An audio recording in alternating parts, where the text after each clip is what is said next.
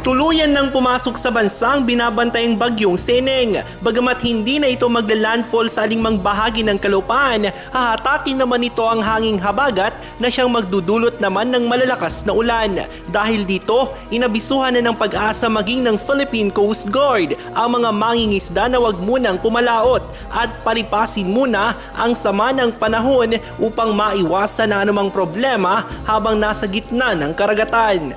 Bali sa mga residente natin dito sa kababayan dito sa Pangasinan, lalong-lalo na sa ating mga mangingisda na sana huwag pumalaot, lalong-lalo na yung mga may maliliit na sasakyang pandagat dahil malalakas ang pag-alon na dala ng bagyong Ineng.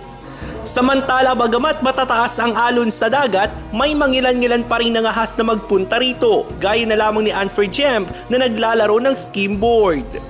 Yun nga, ako namin yung waves kasi unlike sa ibang parte sa Pilipinas, like Baler, San Juan La Union, dito sa Pangasinan kasi in season yung alon. So, mostly dyan ito siya, kung may bagyo, doon lang lumalaki yung alon. Samantala, magpapatuloy ang pag-ulan hanggang sa weekends. Russell Simorio, Pangasinan Watch.